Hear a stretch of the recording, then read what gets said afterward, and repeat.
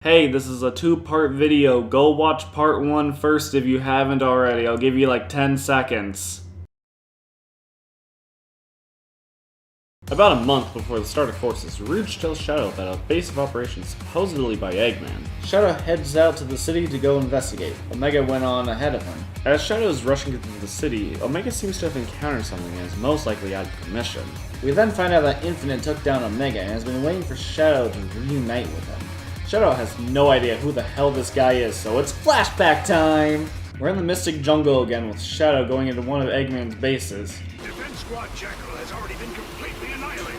Okay, I'm mixed on this. There seems to be some speculation that Shadow just flat out killed them, but I'm in the boat of he didn't really kill them. I don't think Shadow would do that unless they were truly a threat to the planet.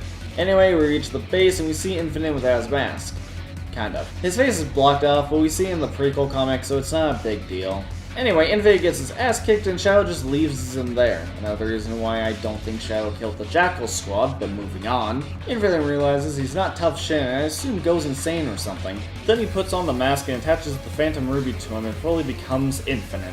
Resuming back to 1 month before Eggman took over the world, it's time for Infinite to get some good old revenge and sends Shadow into a virtual reality that's in Green Hell. Of course it's Green Hell, why not? Infinite tries to gaslight Shadow with illusions of Rouge and Omega, saying that nothing really happened, but that doesn't work and Shadow escapes the virtual reality. Infinite sees that he has enough power to even take down Sonic, and before Shadow can do anything, explosions happen and Rouge contacts Shadow to tell him to get the fuck out of there. A little bit later, Rouge tells Shadow about Eggman sending a massive assault on the city, but not to worry because Sonic's there right now. And I'm sure you know exactly how that plays out. Alright, now that's over with, let's get on to the gameplay itself. Modern Sonic feels like they were wanting to bring back the color style of Goose Runner, which I don't mind, but the problem is that he doesn't use the Wisps at all. What made Color's gameplay so good was that the Wisps were part of it and worked with the level design, encouraging you to stay in the level longer to rack up points. It's fine as is, but I feel like giving Modern Sonic the Wisps too would have given them a bit more of a reason for being involved. Also, I don't mind the double jump being back. It's something I feel like should have been in Unleashed and Generations, especially Unleashed with some of its bonus level platforming segments. Classic Sonic obviously does not play like how he does in Mania, but let's be honest here, that's to be expected. He's got the drop dash now instead of having a button to spin dash like in Generations. However, he doesn't feel as great to play as here on like Generations. Classic Sonic was a bit broken in Generations, but that's what made him fun to play as. Here, he can't even go up this damn slope without spin dashing first because they gave him a stupid speed cap. And finally onto the Avatar. They have some pretty alright gameplay, and they have the Wisp abilities instead of Modern Sonic having them. They're not too bad to play with honestly, though some Wisp ones are better than others. Depending on your species, the Avatar can have a different ability. Bear can blow enemies away with a wire attack, Bird lets you perform a double jump without Sonic, Cat lets you hold on to one ring after getting a hit, Dog gives you some rings after respawning, Hedgehog lets dropped rings last longer on the ground, Rabbit has longer invisibility time after being hit, and Wolf draws in stuff like rings and other collectibles that aren't things like red rings, kind of like the Thunder Shield. These abilities are nice, but don't think too hard on it if you plan on playing this. It's very minor abilities, and even then, Bird and Wolf are the best, but you're not missing much if you don't go for them. I love the customization you can do with your avatar, and there's no gender lock on the customization pieces, which is very nice. The only complaint I have is that rule was that the avatar can't be cooler than Sonic, which I think is a bit stupid. Unless you're telling me this avatar doesn't look cooler than Sonic, let's now go over some smaller things real fast. This game lacks a life system, and while I do prefer the limited life system at times, I do have to admit that it's a bit annoying and removing it makes the game more accessible. Though, the game does punish you slightly for dying in a level. With the less retries you have, the more score you get for a better rank. Also, there's SOS missions.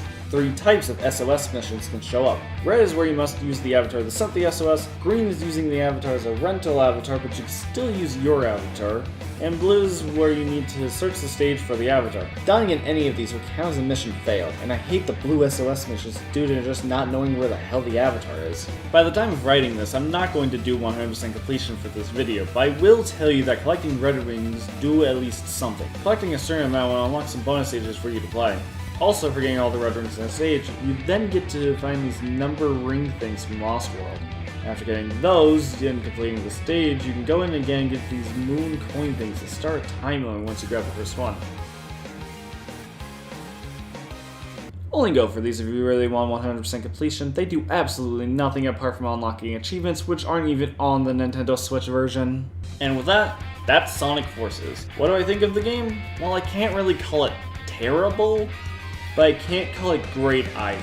I feel like the game is fine, it plays fine, and I can see myself coming back to it every now and then. The story is okay, and I really just feel like Knuckles having a stupid plan, Cossack Sonic showing up for no reason, Chaos having literally no point to be in the story, and the Chaos Emeralds not being involved for some reason are some parts that come to mind that I don't like.